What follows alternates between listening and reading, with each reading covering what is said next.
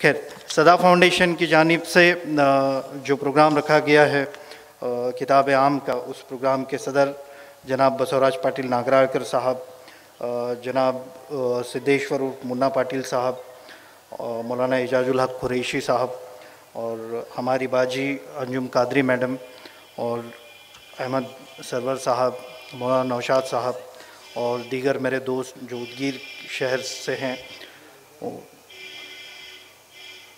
तकरीर को शुरू करने से पहले, टीपू सुल्तान के मौजू को शुरू करने से पहले 2-3 वाक़ियात जो है टीपू सुल्तान के ताल्लुक़ से मैं आपको बताना चाहता हूँ। टिपू सुल्तान की तारीख़ किस अंदाज़ में लिखी जाती है, टीपू सुल्तान को किस नज़रिए से देखा जाता है, उनकी तारीख़ को किस नज़रिए से, किस हवाले के ज़रिए जो है लोगों के सामने पेश किया गया है, किस तरीके से उनको बदनाम किया जाता है, बदनाम करने वालों के पास में क्या मवाद है, उनके क्या दावे हैं, वो किस अंदाज में बात करते हैं, ये 2-3 वाक़ये के ज़रिए हम लोग समझेंगे। मुसलमानों की तारीख़ को किस तरीके से पेश किया जाता है, उसके रेफरेंसेस क्या हैं, वो तक हम लोग जानने की कोशिश करेंगे और उसके बाद में टीपू सुल्तान के मौजू पे या टीपू सुल्तान के मुतालिक हम लोग बात करेंगे। 3-4 साल पहले, शायद 2016 का वाक़या है, 2016 का वाक़या है। महाराष्ट्र का एक मशहूर न्यूज़ चैनल है, उस न्यूज़ चैनल ने टीपू सुल्तान पे एक वीडियो क्लिप बनाई, तकरीबन 30-35 मिनट की क्लिप थी। उस क्लिप में उस न्यूज़ चैनल ने यह दावा किया था कि सन 1745 में टीपू सुल्तान ने 5000 अयंगार ब्राह्मणों का कत्ल किया। वो न्यूज़ क्लिप, वो जो क्लिप बनी हुई थी, वो तकरीबन लाखों लोगों तक पहुंची। व्हाट्सएप पे, सोशल मीडिया पे, यूट्यूब पे, वो चैनल के ऊपर कई जगह वो क्लिप दिखाई गई। दावा ये था टीपू सुल्तान ने सन 1745 में 5000 अयंगार ब्राह्मणों का कत्ल किया। इस दावे के बाद में, ये क्लिप आने के बाद में कई लोग परेशान हुए, कई लोगों ने मुझसे रब्ता किया, कांटेक्ट किया और मुझसे ये कहा कि इसकी हकीकत क्या है। मैंने जानबूझकर कई लोगों को जवाब नहीं दिया, क्योंकि जवाब उन लोगों को दिया जाना चाहिए या उन लोगों की गलतफहमी दूर की जा सकती है जो लाइल्म है, जिनके पास इल्म का ज़ख़ीरा मौजूद है। वो अगर क्लियरिफिकेशन मांगते हैं तो उनको क्या क्लियरिफिकेशन देंगे। मामूली सी बात थी, मैंने बाद में फिर क्लियरिफिकेशन दिया कि हम लोगों को समझ में आना चाहिए कि हम यौम पैदाइश मनाते हैं, टीपू सुल्तान की जयंती मनाते हैं। टीपू सुल्तान की पैदाइश की डेट है 10 नवंबर 1750 और क्लिप में दावा किया जा रहा है पैदाइश से पहले 5 साल टीपू सुल्तान ने सन 1745 में 5000 अयंगार ब्राह्मणों का कत्ल किया था। ये बातें लिखी जाती हैं, कही जाती हैं, बोली जाती हैं, क्योंकि वो लोग ये जानते हैं बखूबी कि जिस कौम का सोशल कैरेक्टर हम लोग बिगाड़ रहे हैं, जिस कौम के बुजुर्गों पे कीचड़ उछाल रहे हैं, जिस कौम में आज़ाद, इकबाल, सर सैयद, मौलाना शिबली, सुलेमान नदवी जैसे लोग पैदा हुए, वो कौम सोई हुई है। वो ये बखूबी जानते हैं, इसीलिए वो टीपू सुल्तान को बदनाम कर रहे हैं। फिर दूसरा एक वाकया है, टीपू सुल्तान ही के ताल्लुक से है। लक्ष्मीपति नाम के एक हिस्टोरियन है, उन्होंने बेंगलोर में एक प्रेस कॉन्फ्रेंस किया। मेरे दोस्त हैं संजय सोनोनी, उन्होंने उसका फैक्ट फाइंडिंग किया था। उन्होंने दावा किया कि अयंगार नाम का कोई ब्राह्मण था, तिरुमेलंगार नाम का, वो अयंगार ब्राह्मण कम्युनिटी से नाता रखता था। उसने गद्दारी की, इसलिए टीपू सुल्तान ने सन 1753 में 5000 अयंगार ब्राह्मणों का कत्ल किया। अब ये भी कितना बचपना भरा हुआ स्टेटमेंट है। देखिए, जो शख्स पैदा हुआ सन 1750 में, इंडिया का माना हुआ हिस्टोरियन ये कह रहा है महज 3 साल की उम्र में सन 1753 में, जब बच्चे खेलना कूदना नहीं सीखते, उस उम्र में उसने 5000 अयंगार ब्राह्मणों का कत्ल किया।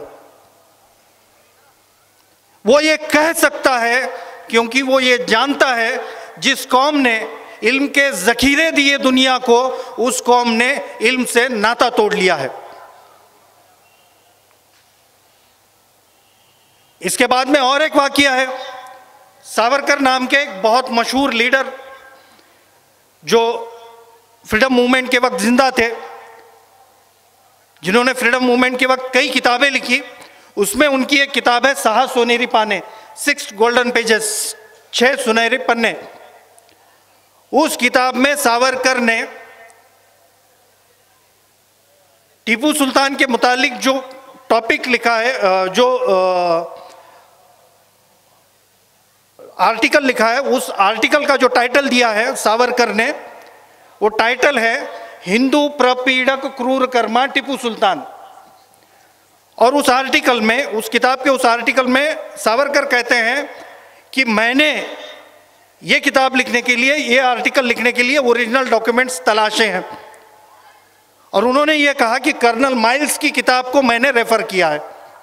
अब क्रॉस चेक करना था मुझे, क्रॉस चेक करने लगा मैं, तो सावरकर जी का कहना था कि कर्नल माइल्स की किताब विक्टोरिया लाइब्रेरी में मौजूद है।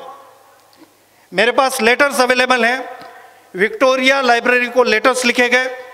उसके बाद में विक्टोरिया लाइब्रेरी ने यह कहा, ना कर्नल माइल्स नाम का कोई शख्स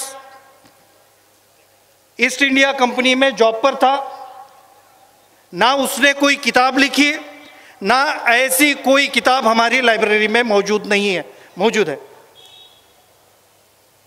इसका मतलब यह है, सावरकर ने यह किया, जो शख्स पैदा नहीं हुआ, जो शख्स इंडिया नहीं आया, जिस शख्स ने किताब नहीं लिखी, उस शख्स के नाम से एक ख्याली पुलाव बनाया और उन फिरका परस्त लोगों के सामने परोसा जो आज जुनैद और अखलाक जैसे मासूमों की जान लेते हैं। सावरकर ये कर सकता था, सावरकर ये कह सकता था, सावरकर के चेले आज भी ये कह सकते हैं, क्योंकि आप जिस कौम के बुजुर्गों से ताल्लुक़ रखते हैं, जिस विरासत से, जिस तहजीब से ताल्लुक़ रखते हैं, उसको आप भूल चुके हैं। अब मुसलमानों की तारीख देखिए कैसे लिखी जाती है। मैं किताबों के नाम बताता हूं, नोट कर लीजिए, जाकर घर में क्रॉस चेक कीजिए। एक शख्स हैं प्रोफेसर डॉक्टर नरेंद्र जाधव। ये हजरत पूना यूनिवर्सिटी के वाइस चांसलर रह चुके हैं, प्लानिंग कमीशन के मेंबर रह चुके हैं, राज्यसभा के मेंबर रह चुके हैं। मेरी तकरीर ऑनलाइन चल रही है, सारी दुनिया देख सकती है। मैं रेफरेंस दे रहा हूँ, प्रोफेसर डॉक्टर नरेंद्र जाधव। देखिए मुसलमानों की तारीख, इंटेलेक्चुअल्स भी किस तरीके से लिखते हैं। प्रोफेसर डॉक्टर नरेंद्र जाधव अपनी किताब में लिखते हैं कि जब मैं सारे जहां से अच्छा गीत पढ़ता हूँ, उस वक्त मुझे फ़क्र महसूस होता है इकबाल की वतन परस्ती पे। मगर सवाल उस वक्त पैदा होता है, ये कौन कह रहा है? Professor doctor Narendra Jadhav, vice chancellor कुलगुरु पूना यूनिवर्सिटी का। वो कह रहा है कि मगर सवाल उस वक्त खड़ा होता है जिस इकबाल ने सारे जहां से अच्छा लिखा, वही इकबाल पाकिस्तान बनने के बाद पाकिस्तान चला जाता है। गए थे ना इकबाल पाकिस्तान? आप में ही देखिए कितने लोग सर हिला रहे हैं। शर्म की बात यह है, इकबाल का इंतकाल हुआ, इकबाल की डेथ हुई सन 1937 में, पाकिस्तान 38 में, और पाकिस्तान बना कब बना? पाकिस्तान 27 में, 47 में। पूना यूनिवर्सिटी का वाइस चांसलर, प्लानिंग कमीशन का मेंबर, आमिया आणि आमचा बाप नाम की किताब में, जिसके 200 से ज़्यादा एडिशन निकल चुके हैं, ये कह रहा है, जिससे मेरा और आपका कौमी रूहानी रिश्ता है, वो इकबाल पाकिस्तान बनने के बाद पाकिस्तान चला गया। वो ये कह सकता है क्योंकि इकबाल की कौम ने इकबाल के शेर व शायरी के अलावा इकबाल को भूल गया। क्या आपने कभी इकबाल का रिकंस्ट्रक्शन ऑफ रिलीजियस थॉट अपने बच्चों को दिखाया? क्या आपने मद्रास का इकबाल का तारीखी खुतबा अपने बच्चे को पढ़ाया?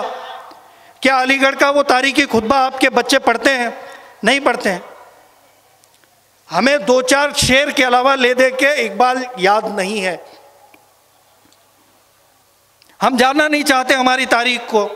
आप जाइए अपने घरों में, अपने बच्चों से सवाल कीजिए, जिस खाविंद मीर ने तेरी जिंदगी का फलसफा लिखा वो कौन है? पूछिए अपने बच्चे से, बता नहीं पाएगा वो। जियाउद्दीन बर्नी का नाम पूछिए, अबुल फजल का नाम पूछिए, फैजी का नाम पूछिए, नहीं जानते हम लोग। मिनाजुल सिराज का नाम पूछिए, फ़ख्र मुदब्बिर का नाम पूछिए, अल बेरूनी का नाम पूछिए, अमीर खुसरो का नाम पूछिए, नहीं जानते हम लोग। क्या नाता था हम लोगों का इन बुजुर्गों से, हम नहीं जानते, हम जानना ही नहीं चाहते। जिस शिबली नुमानी ने जिंदगी सर्व किया आप लोगों के लिए, उस शिबली नुमानी की तस्वीर को तक हमारे बच्चे पहचानते नहीं है। जिस सर सैयद ने आपके लिए, आपके एजुकेशन के लिए पैर में घुंघरू बांधकर नाचना शुरू किया और आपके लिए रास्ते पे चौराहे पे खड़े रह के भीख मांगी, उस सर सैयद को तक हम नहीं जानते। और बेशर्मी की बात यह है, आज हम ही में से कुछ लोग ऐसे हैं जो सर सैयद को काफिर कहने पे तुले हुए हैं।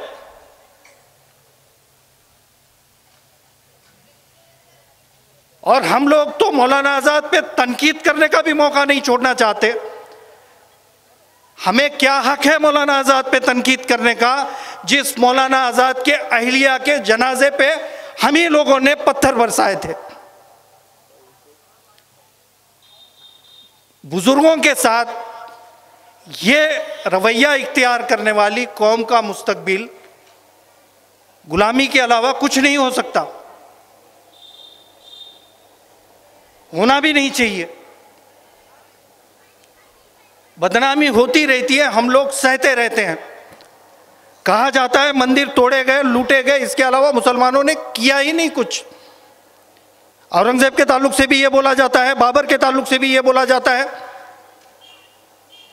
जिस बाबर के ताल्लुक से बाबरी मस्जिद बनाने का, राम मंदिर तोड़ने का इल्ज़ाम लगाया जाता है, उस बाबर को ईमानदारी से अपने दिल पर हाथ रख के सोचिए, क्या हमने बाबरी मस्जिद के अलावा कभी पढ़ा है?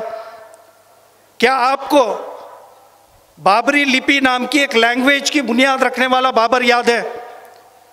क्या आपको यह पता है कि बाबर, जिसको हम राम मंदिर को ढाने वाला कहते हैं, उस बाबर ने 17 किताबें लिखी थी?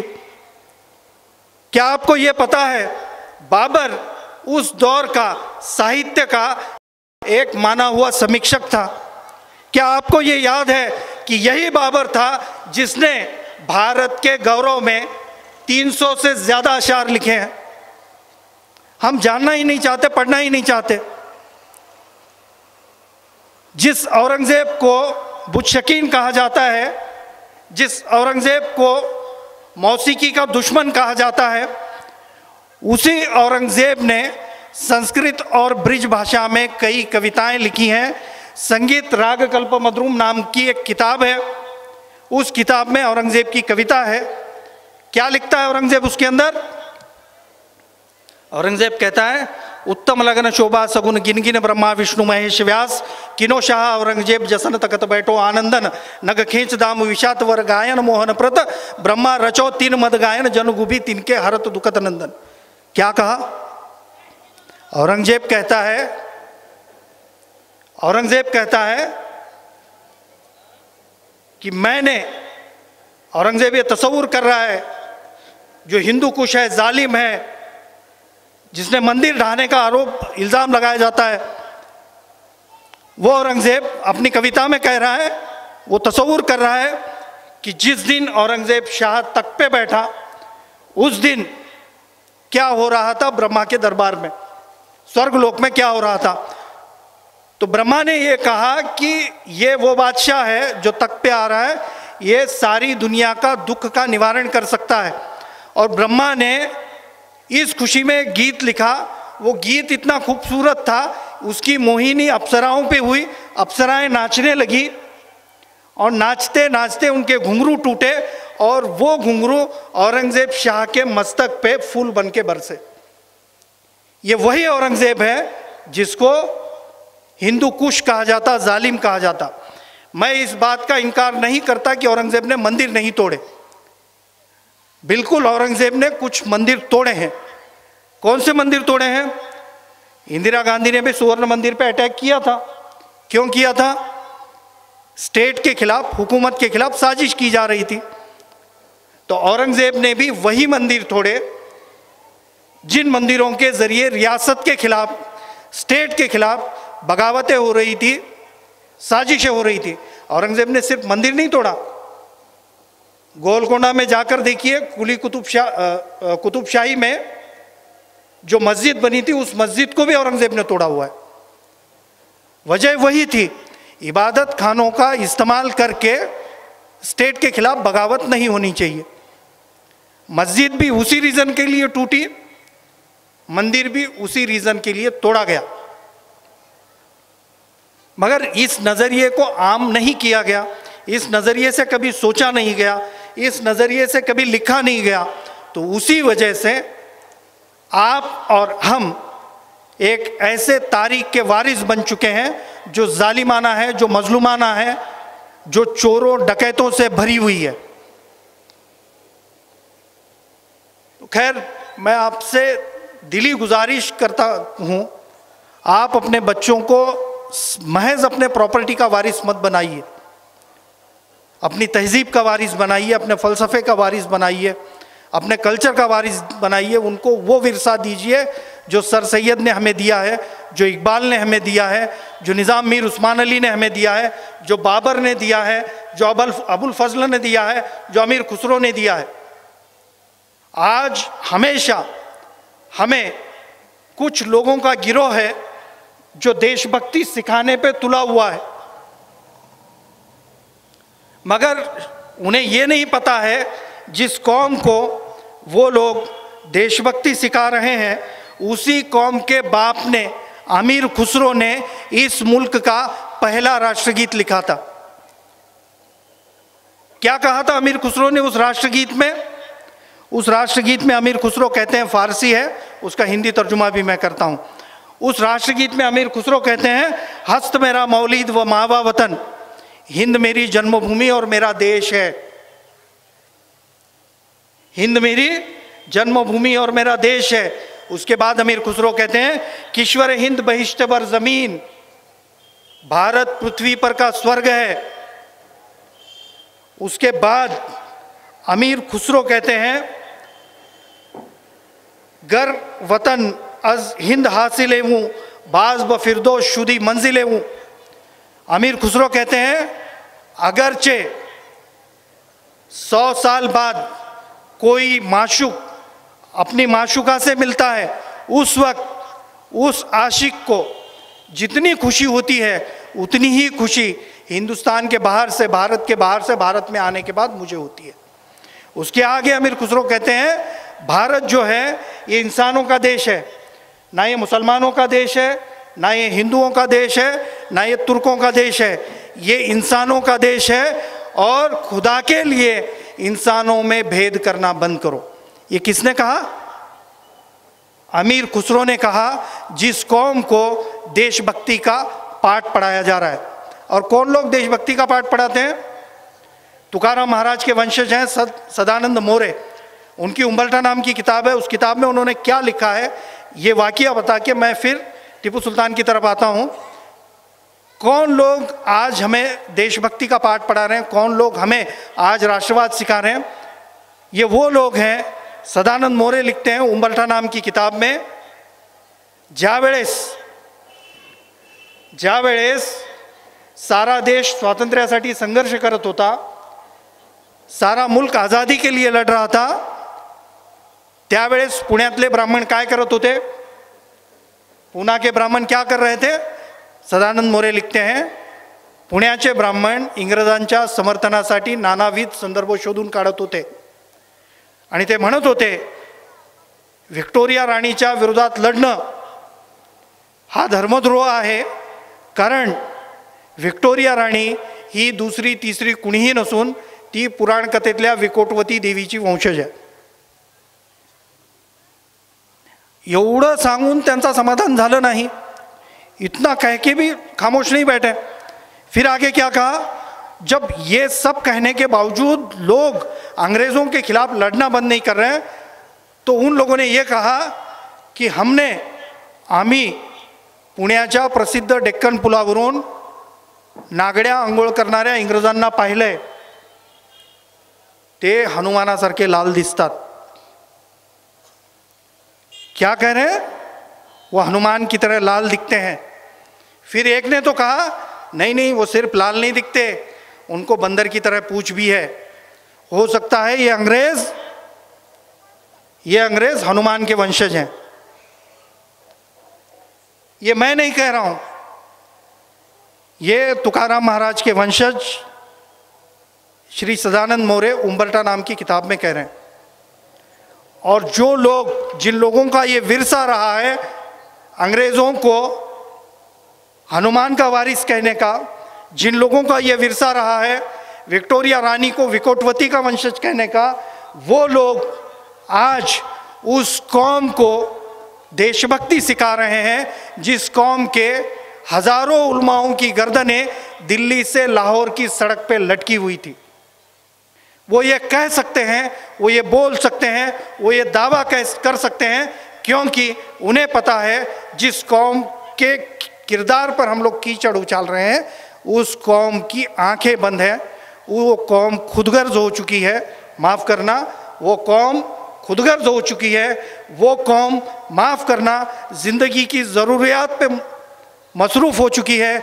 उस कौम को अपने तहज़ीब से, अपने विरासत से, अपने बुज़ुर्गों से कोई लेना देना नहीं है। देखिए उठाकर तारीख के पन्ने, दुनिया को भारत का फलसफा सिखाने वाला तुम्हारा ही बाप अलबेरूनी था। उठाकर देखिए तारीख के पन्ने, इस इंडिया में, भारत में समतावादी अर्थशास्त्र की नींव रखने वाला जियाउद्दीन बर्नी तुम्हारा ही बाप था। उठाकर देखिए तारीख के पन्ने, राजनीति शास्त्र लिखने वाला खाविंद मीर मिनाजुल सिराज आप ही के थे। तारीख के पन्ने उठाकर देखिए, सर सैयद आप ही में से थे, इकबाल आप ही में से थे, शिबली नोमानी, सर सुलेमान नदवी को आप ही ने पैदा किया था। आखिर क्यों हम लोगों ने इतनी बेगानगी इख्तियार कर रखी है? क्यों हम लोग गफलत की नींद में सोना चाहते हैं? क्यों हम लोग यौम विलादत मनाने के आगे टीपू सुल्तान की तारीख पे गौर नहीं करना चाहते? क्यों मनानी चाहिए टीपू सुल्तान की जयंती? सिंपल सा हमारे पास में एक फलसफा होता है। लोग कहते हैं दीगर कौमें उनके बुजुर्गों की जयंती मनाते हैं, नाच गाना करते हैं, हमें भी करना चाहिए। इस फलसफे के अलावा, इस घटिया फलसफे के अलावा हमारे पास में कोई वजूहत मौजूद नहीं होती है। तो अब हम टीपू सुल्तान की जयंती क्यों मनानी चाहिए, हैदर अली को याद क्यों करना चाहिए, फातिमा बेगम को क्यों याद करना चाहिए जो टीपू सुल्तान फैमिली से है, इस पर बात करेंगे। मुझे हमेशा से एक सवाल पूछा जाता है, हर जगह पूछा गया कि एक ऐसा विदेशी बादशाह जिसका इंडिया से कोई ताल्लुक नहीं, उस टीपू सुल्तान की यौम पैदाइश आप क्यों मनाना चाहते हैं? हमारे अंदर भी कुछ लोग ऐसे हैं जो टीपू सुल्तान का रिश्ता सीधे रसूल करीम सल्लल्लाहु अलैहि वसल्लम से जोड़ना चाहते हैं। मुझे अब तक ये नहीं समझ में आया कि हर बादशाह पैगंबर इस्लाम के ख़ानदान में ही कैसे पैदा हुआ, उसका पैगंबर इस्लाम से कैसे रिश्ता है। बाबर तुर्क है, हम ये कहते हैं कि वो पैगंबर इस्लाम का वारिस है। मोहम्मद तुगलक है, तुरानी है, हम ये कहते हैं कि उसका भी रिश्ता पैगंबर इस्लाम से है। टीपू सुल्तान, जिनके ताल्लुक से डॉक्यूमेंट अवेलेबल हैं, वो इंडिया के पंजाब में रहने वाले एक चर्मकार फैमिली से रिलेटेड थे, जिन्होंने सूफियों का, समता का, इक्वलिटी का पैगाम सुन के इस्लाम कबूल किया था। हम भी कोई ईरान तुरान से नहीं आए हुए हैं, हम भी कोई अरबस्तान से नहीं आए हुए हैं, हम भी इसी देश के मूल निवासी हैं, इसी देश में हमारे बाप दादा पैदा हुए। यहाँ के गैर बराबरी वाले सिस्टम ने हमें इंसानियत का हक देने से इनकार किया। उसके बाद में हम लोगों ने हज़रत बिलाल को हमारा आइडियल मानकर इस्लाम कबूल किया। हम लोग इस बात को ही नहीं समझना चाहते। आज आकर हम लोग हमारी ज़िंदगी का ताल्लुक़ अरबस्तान से जोड़ देते हैं, अरबों से जोड़ देते हैं। इस्लाम और अरब नेशनलिज्म, इसमें फ़र्क है, फ़र्क करना सीखिए। इंडियन इस्लाम की बुनियाद रखने के लिए निज़ामुद्दीन औलिया से लेके ख्वाजा मखदूम अलाउद्दीन अंसारी तक सैकड़ों हज़ारों सूफियों ने अपनी ज़िंदगियां सर्व की हैं। बंदा नवाज जैसे शख्स ने उम्र की 90 एज में यहाँ आकर गुलबर्गा जैसी सरजमीन पर आकर इस्लाम का पैगाम दिया। उसके बाद में दक्कन में इस्लाम फैला है। यहाँ मुसलमान अरबस्तान से नहीं आए हैं। तो खैर वो एक वाक़या है। तो ये टीपू सुल्तान के ताल्लुक से जो कहा जाता है, बार बार जो सवाल पूछा जाता है कि एक ऐसे बादशाह का यौम पैदाइश आप क्यों मनाना चाहते हैं जिसका ताल्लुक अरबस्तान से है, तो ये बिल्कुल सरासर झूठ है। टीपू सुल्तान के जो डॉक्यूमेंट मैंने तर्जुमा किए हैं, उन्हीं डॉक्यूमेंट में से, उन्हीं किताबों में से कुछ पन्ने मेरे हाथ लगे जिसके अंदर खुद टीपू सुल्तान ने ये लिखा है कि मेरा रिश्ता पंजाब के एक फैमिली से था और उन्होंने इस्लाम कबूल करने के बाद वो गुलबर्गा आए, गुलबर्गा में हज़रत बंदा नवाज़ के यहाँ मुलाजिमत की, फिर उसके बाद वो करनूल चले गए, वहाँ से फिर मैसूर आए और मैसूर में आने के बाद टीपू सुल्तान के वालिद हैदर अली के वालिद का इंतकाल होने के बाद हैदर अली ने श्रीरंगपट्टनम में वडियार राजा के पास मुलाजिमत इख्तियार की और सिर्फ 10 साल के दौर में उन्होंने वडियार राजा के पास में जो 32 गांवों की सियासत थी, जो 32 गांवों की रियासत थी, जो 32 गांवों की हुकूमत थी, उससे 4 गुना बड़ी रियासत कायम की। उस हैदर अली ने रियासत कायम की, उस हैदर अली ने स्टेट कायम किया जिस हैदर अली के फैमिली में ना कोई आर्मी में जॉब करता था, ना उनके फैमिली में किसी ने राज परिवार से रिश्ता रखा था, ना किसी से उनका रिश्ता हुआ था। ये इसलिए बताता हूँ क्योंकि तारीख की ये रिवायत रही है, तारीख में राजा हमेशा माँ के पेट से पैदा होता था। हैदर अली इंडिया का वो शख्स है जो माँ के पेट से राजा बन के नहीं पैदा हुआ, अपने हाथों के बल पे, अपने कुव्वत पे बादशाहत उसने हासिल की, उसने स्टेट की बुनियाद रखी। अब ये हैदर अली जब बादशाह बना, जब सुल्तान बना, जब नवाब बना, उस वक्त हैदर अली ने क्या किया? हैदर अली सन 1780 के दौर में हैदर अली ने क्या किया? जंगें नहीं लड़ी सिर्फ हैदर अली ने सिर्फ तलवार नहीं उठाई, हैदर अली सिर्फ अंग्रेज़ों से नहीं लड़े, हैदर अली यहाँ के ब्राह्मणवादी व्यवस्था के साथ में भी लड़े। हैदर अली सन 1780 के दशक में जब दक्कन में चले गए, उस वक्त वहाँ के अछूत भाइयों ने हैदर अली से मुलाकात की और हैदर अली से कहा कि आप इंसाफ करने वाले बादशाह हैं, हमारी जिंदगियाँ यहाँ के ब्राह्मणवादी व्यवस्था ने गुलामी में डाल दी हैं, जानवरों की तरह ये लोग हमसे सुलूक करते हैं। नायर जो हैं, हमें उनकी बारातों में नंगे बदन उनके घोड़े के पीछे दौड़ने के लिए मजबूर करते हैं। यहाँ तक जुल्म है कि हम जो है हमारी हिफाजत के लिए हथियार तक नहीं रख सकते। तो उस वक्त हैदर अली ने इंडिया का पहला छूत अछूत के खिलाफ का कानून बनाया। उस कानून में 5 पॉइंट हैं। पहले पॉइंट में हैदर अली ने यह कहा, आज से नायरों के घोड़े के पीछे नंगे बदन दौड़ने की जो प्रथा है उसको ख़त्म किया जाता है। अगर नायरों को मैसूर में रहना है तो उन्हें अछूतों के बराबर रहना पड़ेगा, उन्हें आम तबकों के बराबर रहना पड़ेगा, कोई किसी से बड़ा या कोई किसी से छोटा नहीं रहेगा। नंबर 1। नंबर दो हैदर अली ने यह कहा, जो नायर इस हुक्म के बावजूद अछूतों पर जुल्म करेंगे, उन्हें सजा है कि उन्हें मुल्क बदर किया जाएगा। नंबर 3, हैदर अली ने यह कहा, आज से जिस मनुवादी व्यवस्था ने यहाँ के अछूतों को हथियार इस्तेमाल करने की परमिशन नहीं दी थी, उस व्यवस्था को ख़त्म किया जाता है। आज से अछूतों को भी हथियार इस्तेमाल करने की परमिशन दी जाती है। ये है हैदर अली की खिदमत। हैदर अली सिर्फ तलवार उठाकर जंग के मैदान में नहीं लड़े, वो समाजी मुकाबला भी उन लोगों ने उन जालिमों से किया जिन जालिमों ने इंसानी ज़िंदगी के खिलाफ में जंग छेड़ रखी थी। तो ये हैदर अली दक्कन में एक अपनी रियासत कायम करने के बाद में देखते हैं कि अंग्रेज़ अपने पैर फैला रहे हैं, अंग्रेज़ इस मुल्क में बड़े तेज़ी से फैल रहे हैं। उस वक्त वो निज़ाम हैदराबाद को एक खुद खत लिखते हैं, पेशवाओं को एक खत लिखते हैं, होलकर को लिखते हैं और ये कहते हैं कि हमारा आपसी झगड़ा हम बाद में निपटाएंगे, आज वक्त है कि अंग्रेज़ों से लड़ा जाए। उस वक्त तारीख के पन्ने उठाकर देखिए, कोई भी इन तीनों चारों में से कोई भी हैदर अली को रिस्पॉन्स नहीं करता, हैदर अली से बात नहीं करता। मगर 2-3 साल बाद एक वाकया होता है।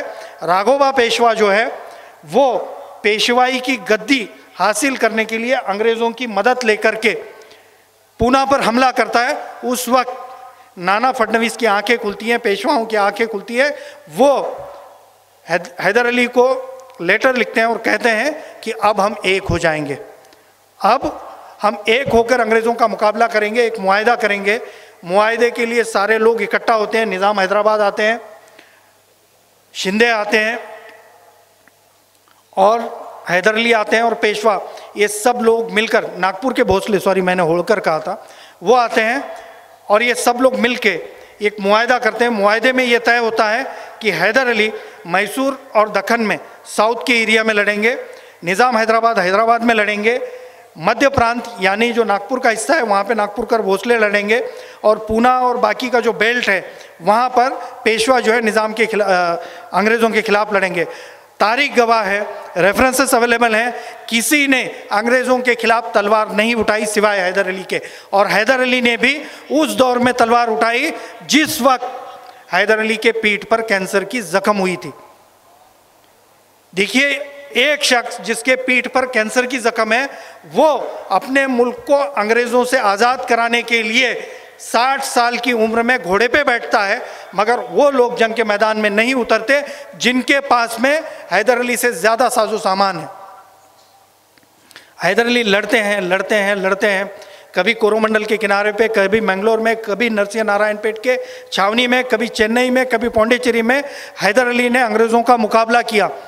6-7 महीने के वक्त में हैदर अली ने पूरा साउथ जो है अपने घोड़े के टापों के नीचे ला लिया था। उस वक्त का एक मुसन्निफ है कर्नल रेड नाम का, वो अपनी किताब में लिखता है, ये हैदर अली ऐसा कौन सा शख्स है, ऐसा कौन सा मिलिट्रियन है जो आज कोरोमंडल के किनारे पे रहता है तो 2 दिन बाद, कोरोमंडल का किनारा मैंगलोर के पास है, 2 दिन बाद 10-20 हज़ार की फौज लेके चेन्नई पहुंच जाता है। हम लोग आज नहीं पहुंच सकते 2-3 दिन में चलते हुए, हैदर अली उस दिन में, उस वक्त में 2-3 दिन में पहुंच जाते थे, लड़ते थे। इसी वजह से कर्नल रेड कहता है हैदर अली हमें हर जगह दिख रहा है, he was here there and everywhere. Haidar Ali लड़ रहे हैं और हैदर अली का मुकाबला करते हुए अंग्रेज हार रहे हैं। ये देखकर जब अंग्रेज, मैंगलोर के अंग्रेज भागकर निकलते हैं तो उन्हें पनाह किसने दी? किसने पनाह दी? किसी मुसलमान ने पनाह नहीं दी, किसी मुसलमान बादशाह ने पनाह नहीं दी, पेशवाओं ने पनाह दी। और पेशवाओं ने यह कहा, आज अगर हैदर अली के सामने अंग्रेज नहीं टिकते हैं, अंग्रेज हार जाते हैं, तो आने वाले कल में हैदर अली के सामने हम लोग भी टिक नहीं सकते। तो हारे हुए अंग्रेज़ों को पनाह देकर उनके साथ में हैदर अली को रोकने के लिए सालबाई टेरिटरी नाम का एक मुआहदा इन्हीं पेशवाओं ने किया, जिन पेशवाओं के वंशज आज आपको देशभक्ति का पाठ पढ़ाते हैं। एक तरफ हैदर अली पीठ पर कैंसर की जख्म लेके लड़ रहे हैं और दूसरी तरफ जिन पेशवाओं के वारिस आज हमें देशभक्ति पढ़ाते हैं, वो पेशवा हैदर अली के खिलाफ में, अंग्रेज़ों के फेवर में हैदर अली को रोकने का एग्रीमेंट करते हैं। फिर भी हैदर अली रुकते नहीं। 3 लेटर हैं पेशवाओं और हैदर अली के दरमियान में, जिसमें हैदर अली ने साफ ये कहा, अंग्रेज़ों के साथ में अगरचे पेशवा भी आते हैं तो मैं उनसे भी लड़ने के लिए तैयार हूँ। मगर जंग के मैदान से वो पीछे नहीं उठे। आखिरकार 6 दिसंबर सन 1782 के दिन नरसिंह नारायणपेट के छावनी में जंग के मैदान में कैंसर की वजह से हैदर अली की मौत हो गई। हैदर अली का इंतकाल हो गया। हैदर अली के इंतकाल के बाद में टीपू सुल्तान सत्ता में आए। टीपू सुल्तान सत्ता में आने के बाद में क्या हुआ? टीपू सुल्तान सत्ता में आने के बाद में क्या हुआ? सावरकर लिखते हैं, टीपू सुलतान ने सत्तेत येताच गावोगावच्या अधिकाऱ्यांना, शहराच्या प्रमुखांना आदेश दिला की जितके म्हणून हिंदू बाटवता येतील तितके हिंदू बाटवा, जितक्या म्हणून हिंदूंच्या स्त्रिया बटकीन बनवता येतील तितक्या बनवा। क्या कह रहे हैं सावरकर? पहले दरबार में हुकूमत में आते ही टीपू सुल्तान ने ये कहा कि जितने हिंदुओं का कन्वर्शन कर सकते हैं कीजिए, जितने हिंदू औरतों को अपनी बांदी लौंडी बना सकते हैं बनाइए। ये कौन कह रहा है? सावरकर कह रहे हैं, अपनी किताब में कह रहे हैं। फिर मैंने सोचा अगरचे टीपू सुल्तान ने ऐसा किया होगा, हिंदुओं को ज़बरदस्ती मुसलमान बनाया होगा, अगरचे हिंदू औरतों पे जुल्म किया होगा, तो मैं मेरी किताब लिखना बंद कर दूंगा। मैंने तफ्तीश शुरू की तो मुझे टीपू सुल्तान ने लिखा हुआ एक जाहिरनामा मिला, जिसे अहमद भाई पढ़ रहे थे ना अभी, जाहिरनामा मिला। वो जाहिरनामा क्या है? जब टीपू सुल्तान तख्त पे बैठे उस दिन टीपू सुल्तान ने आवाम के नाम एक जाहिरनामा दिया, एक एफिडेविट दिया और उनसे ये कहा, उन्हें ये भरोसा दिलाया कि मैं आपके लिए इंसानी एहसास के साथ हुकूमत करूँगा। उस हुक्मनामे में 8 पॉइंट हैं, उसका मैंने मराठी तर्जुमा किया है secret correspondence of Tipu Sultan नामी किताब से, और उसकी एक कॉपी सालारजंग म्यूजियम में, मैसूर लाइब्रेरी में, एशियाटिक सोसाइटी में रखी गई है। मैं लाइब्रेरीज के नाम तक बता रहा हूँ। अब वो हुक्मनामा जो है मराठी में मैं पढ़ के सुनाता हूँ। हुक्मनामे में 8 पॉइंट हैं। टीपू सुल्तान कहते हैं, मी सुल्तान टीपू। क्या कह रहे हैं टीपू सुल्तान? मी सुल्तान टीपू सल्तनत खुदादाद, यानी उनकी सल्तनत का नाम है। मी सुल्तान टीपू सल्तनत खुदादादचा प्रमुख असे जाहीर करतो की मी माझ्या राज्यात कोणत्याही प्रकारचा धार्मिक आणि वांशिक भेदभाव करणार नाही। मी माझ्या रयतेचे नैतिकतेच्या पातळीवर प्रबोधन करीन आणि त्यांच्यात सामाजिक सुधारणा घडवून आणण्याचा प्रयत्न करीन। क्या टीपू सुल्तान ने यह कहा कि हिंदुओं का कन्वर्सेशन करो? नहीं, टीपू सुल्तान कह रहे हैं कि मैं हिंदू और मुसलमानों में भेद नहीं करूंगा। नंबर 2, त्यांच्या यानी रयत के लिए, त्यांच्या सुखासाठी, व्यावसायिक व राजकीय प्रगतीसाठी। देखिए जुमले बहुत अहम हैं। टीपू सुल्तान कह रहे हैं आज से 200 साल पहले की बात है, जब डेमोक्रेटिक निज़ाम नहीं है, उस वक्त इस मुल्क का एक बादशाह कह रहा है आवाम की फलाह महदूदी के लिए, उनकी पॉलिटिकल और बिजनेस की तरक्की के लिए मैं हमेशा कोशिश करूँगा। पॉलिटिकल तरक्की के लिए क्या किया टीपू सुल्तान ने? पॉलिटिकल तरक्की के लिए टीपू सुल्तान ने सुलेमान नदवी की किताब, मौलाना इलियास नदवी भटकली की किताब में रेफरेंस अवेलेबल है। टीपू सुल्तान कहते हैं कि मैं अपनी आवाम के ट्रेड और पॉलिटिकल तरक्की के लिए कोशिश करूंगा। क्या कोशिश की टीपू सुल्तान ने? इलियास नदवी अपनी किताब में लिखते हैं, टीपू सुल्तान वो बादशाह है जिसने पहली बार पार्लियामेंट्री निज़ाम इंडिया में लाने की कोशिश की, आवाम की जनगणना की और जनगणना करके जो उनमें बेकार लोग हैं उन्हें औजार दे के काम देने की कोशिश की। नंबर 2। नंबर 3, अखेरच्या श्वासापर्यंत सल्तनत खुदादादच्या 1-1 इंच भूमीच्या रक्षणासाठी प्रयत्न करीन। ये वो एफिडेविट है जो उन्होंने पहली बार गद्दी पर बैठने के बाद में दिया हुआ था। नंबर 4, मुस्लिम समाजात धार्मिक व नैतिक पातळीवर समन्वय घडवण्याचा प्रयत्न करीन। 5, इंग्रजांना जे आपल्या देशाचे वास्तविक शत्रू आहेत त्यांना या देशातून बाहेर काढण्यासाठी संपूर्ण हिंदुस्तानातील लोकांना एकत्र करणार। यहाँ लफ्ज़ मैसूर नहीं है, लफ्ज़ दक्कन नहीं है। वो ये कह रहे हैं सारे हिंदुस्तान की आवाम को, वो ये नहीं कह रहे हैं सारे हिंदुस्तान के बादशाहों को। क्या कहा जा रहा है? हिंदुस्तान के आवाम को एक करेंगे, यानी महात्मा गांधी के पहले आज़ादी के लिए लोक आंदोलन की कंसेप्ट अगर किसी ने रखी है वो टीपू सुल्तान है। नंबर 6, निष्पाप आणि लाचार रयतेला जमीनदार आणि जागीरदारांच्या जाचातून मुक्त करणार। टीपू सुल्तान ने अपने स्टेट से जागीरी निज़ाम को ख़त्म किया था, ज़मींदारी निज़ाम को ख़त्म किया था, जिस निज़ाम को 1948 के बाद हमने ख़त्म किया। उसी निज़ाम के खिलाफ पहली आवाज़ 200 साल पहले टीपू सुल्तान ने उठाई थी। नंबर 7, राज्यातील लोकात आढळणाऱ्या चुकीच्या धार्मिक आणि सामाजिक चालीरीती संपवण्यासाठी प्रयत्न करीन. नंबर 8, वेळ प्रसंगी गरज पडल्यास देशाच्या रक्षणासाठी परकीय मदत घेईन. अब टीपू सुल्तान ने सिर्फ एक एफिडेविट नहीं लिखा, और एक एफिडेविट लिखा है. टीपू सुल्तान ने कब लिखा है? जब हैदर अली ने उन्हें शहजादे के तौर पे पॉलिटिकली लॉन्च किया, उस वक्त हैदर अली ने एक एफिडेविट, एक बॉन्ड उनसे लिख कर लिया. उसमें भी 8 पॉइंट है. उस 8 पॉइंट में हैदर अली ने टीपू सुल्तान से क्या लिख कर लिया और उन्होंने क्या लिख कर दिया, ये मैं पढ़ के सुनाता हूँ. इसकी भी कॉपी आपको एशियाटिक सोसाइटी में मिलेगी, आप देख सकते हैं. मेरी किताब में मराठी में मौजूद है. वो सिर्फ पढ़ के सुनाता हूँ, उसकी तशरीह बाद में करेंगे.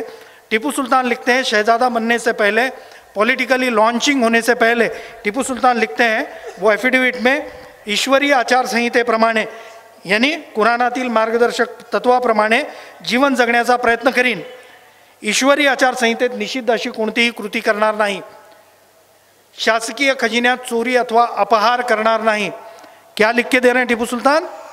शासकीय खजिन्यात चोरी अथवा अपहार करणार नाही. जर तसे केल्यास मला फाशीची शिक्षा देण्यात यावी. एका राजाचा मुलगा राजपुत्र बनण्याआधी काय लिहून देतोय? क्या लिख कर दे रहा है? मैं सरकारी खजाने में चोरी नहीं करूंगा, अगर चोरी की तो मुझे फांसी दी जाए. नंबर 3, खोटारडेपणा आणि धोकेबाजी करणार नाही. तसे केल्यास फाशीची शिक्षा देण्यात यावी. ये कानून की तो आज बहुत ज़रूरत है, क्यों तो झूठ धड़ल्ले से बोला जा रहा है प्रधान सेवक की तरफ से. उन्होंने भी कहा था चौराहे पे मुझे फांसी दे दो. ये जुमला कहाँ से कॉपी किया? हो सकता है शायद उन्होंने भी टीपू सुल्तान का हुक्मनामा पढ़ा होगा, प्रधान सेवक ने. टीपू सुल्तान कह रहे हैं झूठ और दगाबाजी नहीं करूंगा अवाम के साथ, अगर करता हूं तो मुझे सजाए मौत दी जाए. फिर कहते हैं पित्याच्या इच्छेविना पेशगी अथवा भेंट वस्तु स्वीकारणार नहीं. हमारे यहाँ रिवाज होता है ना रिश्वत देने का, गिफ्ट्स दिए जाते हैं बड़े बड़े, तो वो भी लिखा है मेरे वालिद की मर्जी के बिना कोई पेशगी और कोई गिफ्ट जो है नहीं कबूल करूँगा. अगर कबूल करता हूँ तो मुझे नाक काटकर स्टेट से बेदखल कर देना चाहिए. नंबर 5, राज्याच्या हिताशिवाय अन्य कोणत्याच प्रकरणात लक्ष घालणार नाही. तसे केल्यास मला फाशीची शिक्षा देण्यात यावी. नंबर 8 का पॉइंट क्या है? नंबर 8 का पॉइंट है, आज आप एफिडेविट देखते हैं ना कोर्ट में, नीचे लिखा होता है ये जो कुछ मैंने लिख कर दिया है ये पूरे होश हवास में लिख कर दिया है, मैंने मेरी मर्जी से लिख के दिया है, किसी भी तरह की नशा ना करके लिख के दिया है. टीपू सुल्तान ने भी 8 नंबर के पॉइंट में वही लिख कर दिया. टीपू सुल्तान कहते हैं ये जो कुछ अल्फाज मैंने लिख कर दिए हैं ये पूरे होश हवास में अपनी मर्जी से लिख कर दिए हैं और इसे मुँह ज़बानी याद किया है. अगरचे मैं इसके खिलाफ में कोई बर्ताव करता हूँ तो मुझे फांसी की सज़ा दी जानी चाहिए. अब टीपू सुल्तान हुकूमत में आते हैं, एफिडेविट देने के बाद टीपू सुल्तान हुकूमत में आते हैं. हुकूमत में आने के बाद वही जंग जो अधूरी छोड़ के हैदर अली चले गए थे इस दुनिया से, उस जंग को लड़ते हैं, सक्सेसफुली उस जंग को ख़त्म करते हैं. फिर 2-3 जंगें होती हैं. चौथी जंग में टीपू सुल्तान की शहादत होती है. अब शहादत का वाक़या देखिए कैसा है. शहादत के उस सारे मंज़र में 2 चीज़ें काफ़ी अहम हैं. हम लोग टीपू सुल्तान की रियासत के साथ किसने गद्दारी की कहते हैं? किसने गद्दारी की? क्या किसने गद्दारी की? मीर सादिक ने. मीर सादिक ने गद्दारी की. मगर मीर सादिक गद्दार है, नंबर 2 का गद्दार है. नंबर 2 का गद्दार है. नंबर 1 का गद्दार कौन है? पंडित पूर्णैया नंबर 1 का गद्दार है.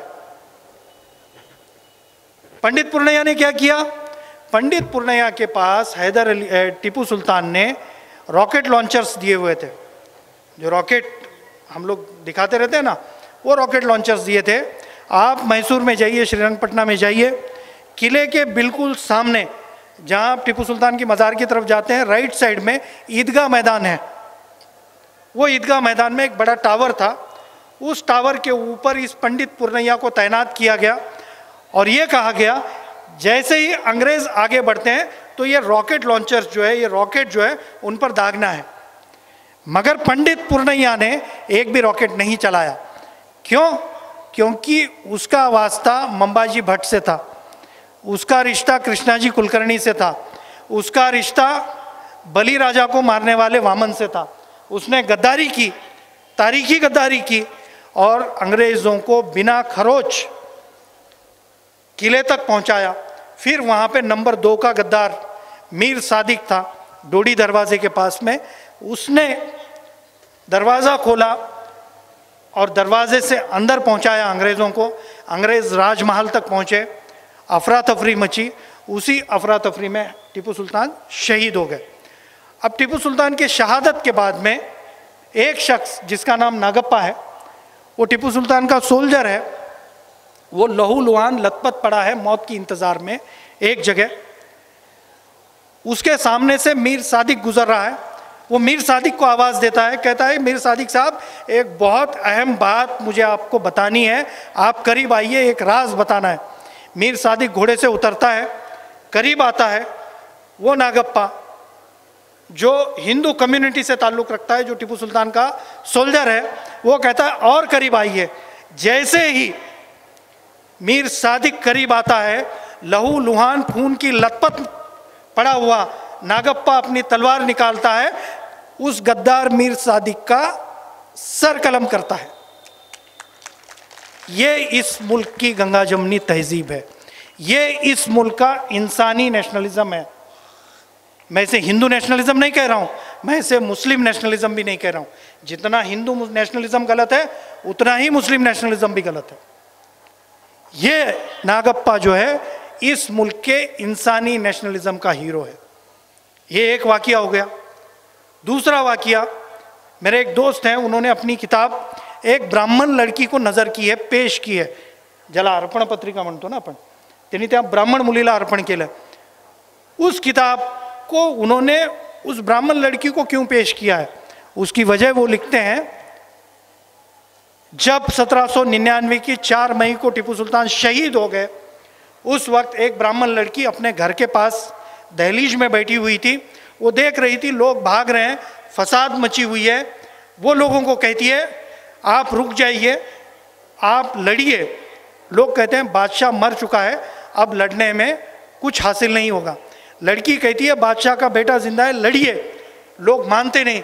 तो वो 17-18 साल की बच्ची अपने घर में जाती है, अपने बाप की तलवार लाती है और लड़ने लगती है।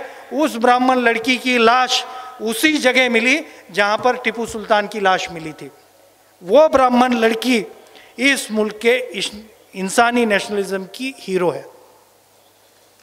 ये हमारे मुल्क की गंगा जमनी तहजीब है। अब टीपू सुल्तान की शहादत हो गई, टीपू सुल्तान की हिस्ट्री खत्म हुई क्या? नहीं खत्म हुई। क्या है टीपू सुल्तान की हिस्ट्री? क्यों टीपू सुल्तान को याद किया जाना चाहिए? 15 मिनट में ख़त्म करता हूँ, वक्त हो रहा है। बाद में कभी वक्त पे प्रोग्राम शुरू कीजिए। 10 भी लोग रहेंगे, एक रिवाज शुरू कीजिए। 10 भी लोग रहेंगे, एक शख्स भी रहे, प्रोग्राम को वक्त पे शुरू कीजिए। उस वक्त बोलने का मौका मिला तो बाकी की चीज़ें बताएंगे।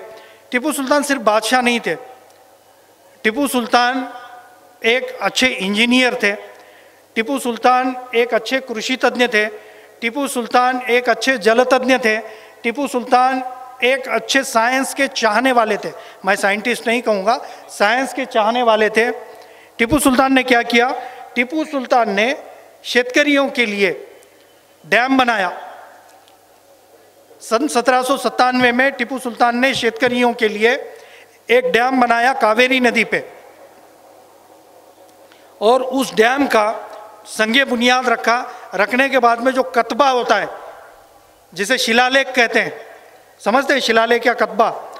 तो वो कतबा जो है टीपू सुल्तान ने वहाँ पर लगाया। बदकिस्मती से डैम का बांधकाम जो है, तामीरी काम अधूरा था।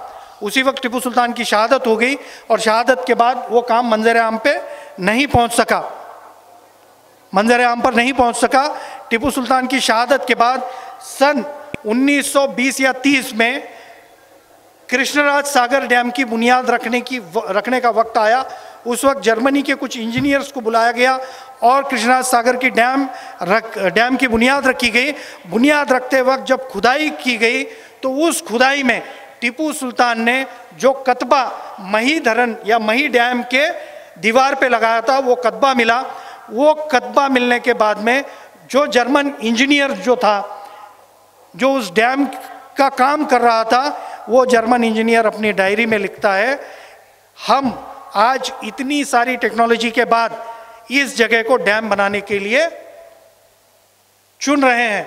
इस मुल्क में 150 साल पहले टीपू सुल्तान नाम का ऐसा कौन सा बादशाह होकर गया जिस जगह को इतनी मॉडर्न टेक्नोलॉजी का इस्तेमाल करके हमने चुना।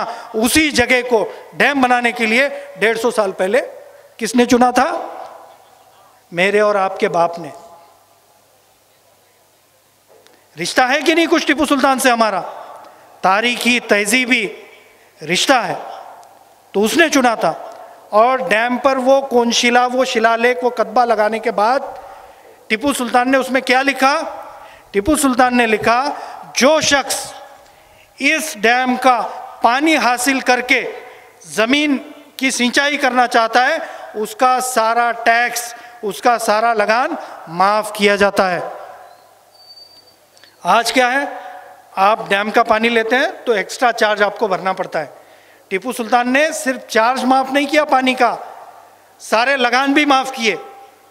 और आगे ये लिखा, इस मुल्क में यानी मैसूर में रहने वाला कोई बेकार आदमी अगरचे ज़मीन हासिल करके सरकार के पास से खेती करना चाहता है तो उसे ज़मीन दी जाएगी इस डैम के करीब, और वो ज़मीन कब तक उसके नाम पर रहेगी? जब तक चांद सूरज का वजूद मौजूद है उस वक्त तक ये ज़मीन उसके नाम पर रहेगी। अब टीपू सुल्तान ने सिर्फ ज़मीन के लिए पानी नहीं अवेलेबल कराया। अब ज़मीन के लिए पानी अवेलेबल कराने के बाद में टीपू सुल्तान ने एक कंपनी बनाई, ईस्ट इंडिया कंपनी की तरह एक कंपनी बनाई। और कंपनी बनाने के बाद उस कंपनी के ज़रिए अवाम को टीपू सुल्तान ने यह कहा कि जिस तरह से ईस्ट इंडिया कंपनी यूरोप के बाज़ार में जो चीज़ें बिकती हैं उन चीज़ों को यहाँ से खरीदकर यूरोप के बाज़ार में बेच के ज़्यादा मुनाफा हासिल करती है, उसी तरह से एक कंपनी बनाएंगे। और किसकी कंपनी? किसकी मालकी की कंपनी? किसानों के मालकी की एक कंपनी बनाएंगे। और वो कंपनी क्या काम करेगी? तुर्कस्तान के बाज़ार में, ईरान के बाज़ार में, इजिप्ट के बाज़ार में जिस रेट पे गेहूं बिकता है, जिस रेट पे चीनी बिकती है, शक्कर बिकती है, उस रेट पे मैसूर में खरीदेगी और कहाँ ले जाकर बेचेगी? इजिप्ट में, ईरान में, तुर्कस्तान में, यहाँ तक कि यूरोप में भी। और उस कंपनी का जो कैपिटल है, जो सरमाया है, जो भाग भांडवल है, टीपू सुल्तान ने किस तरह से जमा किया था? मैंने जो 500 खुतूत टीपू सुल्तान के तर्जुमा किए हैं उसमें ये टीपू सुल्तान का हुक्मनामा मौजूद है कंपनी का। अब पढ़कर नहीं सुनाता, वक्त बहुत हो रहा है, 20 मिनट बचे हैं। उसमें टीपू सुल्तान लिखते हैं, बिना किसी मज़हब का भेद किए मैं मेरे आवाम को ये रिक्वेस्ट करता हूँ कि वो उनकी भलाई के लिए जो कंपनी बनाई जा रही है उसमें इन्वेस्टमेंट करें। इन्वेस्टमेंट करने से फ़ायदा क्या होगा? जो शख्स इन्वेस्टमेंट के तौर पे, अब देखिए क्या कह रहे हैं टीपू सुल्तान, ये कंपनी मैं क्यों बना रहा हूँ? दुर्बल, लाचार और गरीबों के हित के लिए बना रहा हूँ। और टीपू सुल्तान कह रहे हैं जो शख्स 5 इमामी से, इमामी यानी रुपये का नाम है, 5 इमामी से 500 इमामी तक की इन्वेस्टमेंट करता है उस शख्स को सालाना 50% नफ़ा दिया जाएगा। 50% नफ़ा दिया जाएगा 5 से 500 इमामी की इन्वेस्टमेंट करने वाले को। जो शख्स 500 से 5000 की इन्वेस्टमेंट करता है उसे 25% मुनाफा दिया जाएगा। यानी जो कम इन्वेस्टमेंट कर रहा है उसको ज़्यादा मुनाफा, जो ज़्यादा इन्वेस्टमेंट कर रहा है उसको कम मुनाफा। अब उसके बाद में जो शख्स 5000 से भी ज़्यादा इन्वेस्टमेंट करता है उसको 12% मुनाफा दिया जाएगा। ये हुक्मनामा मेरे पास में मौजूद है, उसमें ये चीज़ें लिखी हुई हैं। कंपनी बनाई, किसके लिए बनाई? आवाम के लिए बनाई। किसे लेकर के बनाई? किसानों को लेकर बनाई। और क्या सेल किया? जो किसान बीज बोते हैं उसे सेल किया। कहाँ सेल किया? उदगीर के बाजार में नहीं, तुर्कस्तान, इजिप्ट, ईरान के बाजार में सेल किया। यानी डेमोक्रेटिक स्टेट में आज के दौर में आज भी उदगीर के किसानों को तुर्कस्तान का रेट नहीं मिलता। मिलता है क्या? तुर्कस्तान का छोड़िए, लातूर का रेट नहीं मिलता। टीपू सुल्तान ने 225 साल पहले यहां के किसानों को तुर्कस्तान के बाजार का रेट अवेलेबल करा के दिया। सिर्फ बाजार का रेट अवेलेबल कराकर खामोश नहीं बैठे, उन्होंने देखा कि यहाँ की ज़िंदगी की ज़रूरत अलग है, वहाँ की ज़िंदगी की ज़रूरत अलग है, तो वहाँ जो चीज़ें ज़रूरी हैं उन चीज़ों को यहाँ पर प्रोडक्शन करने के लिए उनका वो चीज़ों के जो उन पौधों के बीज उन्होंने वहाँ से मंगवाए और मैसूर के अवाम में उसे तकसीम किए। तकसीम करने से पहले लालबाग नाम की एक कृषि प्रयोगशाला टीपू सुल्तान ने बनाई थी, एग्रीकल्चरल लेबोरेटरी बनाई थी। उस लेबोरेटरी में उस पर रिसर्च किया। क्यों रिसर्च किया? भारत की सरजमीन में ये बीज बोने के बाद में रिजल्ट क्या आता है। डायरेक्ट अगर देंगे तो आवाम का नुकसान होने के चांसेस थे, उस पर रिसर्च किया। वो लालबाग लेबोरेटरी आप गूगल निकालिए, आज भी लालबाग के नाम से शुरू है, बेंगलोर में मौजूद है। और वहाँ पर एक पेड़ लगा हुआ है जो खुद टीपू सुल्तान ने अपने हाथ से लगाया है और आज भी मौजूद है। तो टीपू सुल्तान ने लेबोरेटरी शुरू की, टीपू सुल्तान ने जहाज का कारखाना शुरू किया, टीपू सुल्तान ने रेशम का कारखाना शुरू किया, टीपू सुल्तान ने 2 शुगर फैक्ट्री शुरू की, जिसका हुक्मनामा मेरे पास मौजूद है। वो शुगर फैक्ट्री बनने के बाद पालहल्ली और चिन्नपट्टनम नाम के 2 शहरों में वो शुगर फैक्ट्रियां बनाई गई थी। और वो शुगर फैक्ट्री बनने के बाद में सन 1802 तक जो वर्ल्ड शुगर कंपटीशन हुआ, उस वर्ल्ड शुगर कंपटीशन में सन 1797 में बनाई गई हुई पालहल्ली और चिन्नपट्टनम की शुगर फैक्ट्री में बनी हुई शुगर सन 1802 तक सारी दुनिया में नंबर 1 आई। 5 कंपटीशन हुए, 5 कंपटीशन में टीपू सुल्तान के शुगर फैक्ट्री में बनी हुई शुगर पूरे दुनिया में नंबर 1 पर थी। टीपू सुल्तान ने सिर्फ शुगर फैक्ट्री नहीं बनाई, टीपू सुल्तान ने स्टीम इंजन टेक्नोलॉजी पे एक इंजन बनाया था, जिसके जरिए हथियारों के कारखाने में बंदूक की नाली बनाने का काम होता था। स्टीम इंजन टेक्नोलॉजी यानी वो टेक्नोलॉजी जिस वक्त स्टीम का इंजन रेलवे पटरी पर से दौड़ा तो पहली मर्तबा इंडिया के अवाम का ये हाल था, उसमें कोई शैतान बैठा है ऐसा समझ के लोग भाग रहे थे।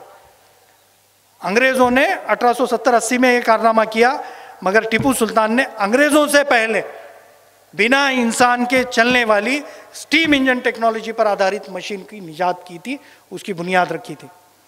इसके अलावा टीपू सुल्तान ने एक खिलौना बनाया था, जो खिलौना चाबी देने के बाद गुर्राता था। यानी उस दौर में सोचिए, इस बेजान सी चीज़ से आवाज़ निकालना बिना इंसान के, बिना किसी जानवर के, कितना मुश्किल होगा। टीपू सुल्तान ने वो भी किया। घड़ियाँ बनाई टीपू सुल्तान ने, दूध के प्रोडक्शन बनाए, अलग अलग तौर का काम किया। टीपू सुल्तान ने यूनानी, 5 मिनट ले रहा हूँ, तारीख बहुत है बताने के लिए, वक्त कम है, सिर्फ 5 मिनट में ख़त्म करता हूँ। टीपू सुल्तान ने सिर्फ शुगर फैक्ट्री नहीं, सिर्फ स्टीम इंजन टेक्नोलॉजी नहीं, सिर्फ जहाज का कारखाना नहीं, टीपू सुल्तान ने आज जिस तरीके से हमारे यहाँ सरकारी दवाखाने होते हैं, उसी तरीके से सरकारी हकीम खाने बनाए थे। यूनानी दवाओं को इस्तेमाल किया था। होम्योपैथी के ताल्लुक से टीपू सुल्तान का एक लेटर मौजूद है, उस होम्योपैथी का जिक्र भी, उसके ताल्लुक से डिस्कशन भी टीपू सुल्तान के इसमें मौजूद है। बैरोमीटर नाम का एक मशीन जो है यूरोप में बनी थी, जिसके ज़रिए बदन का टेम्परेचर मापा जा सकता था।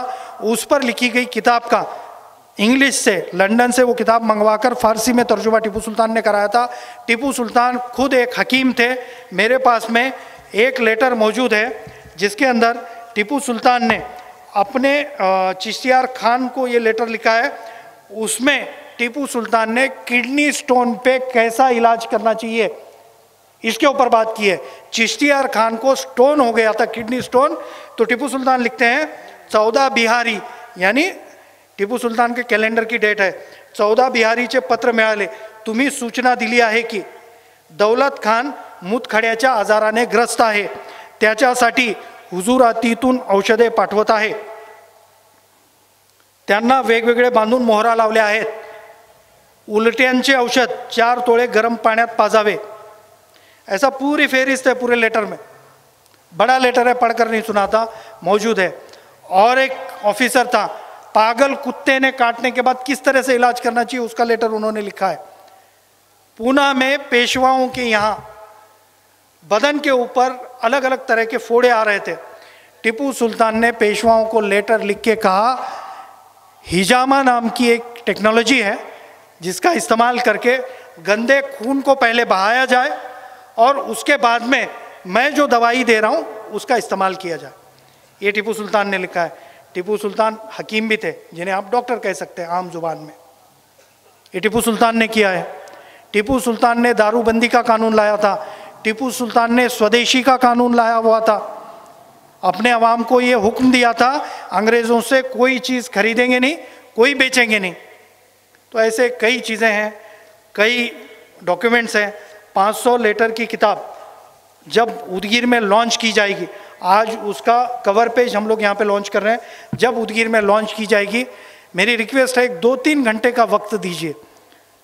और मैं आज तक ना किसी से इन चीज़ों के लिए बात करने के लिए, बोलने के लिए पैसे चार्ज नहीं करता. मैं वक्त दीजिए, आप ही के मुस्तकबिल के लिए, आप ही के भलाई के लिए, आप ही के बच्चों को आपके तहजीब का विरसा देने के लिए मैं आपके सामने वापस आऊँगा. मुझे यहाँ पे बुलाया, बोलने का मौका दिया, खिदमत का मौका दिया, शुक्रिया.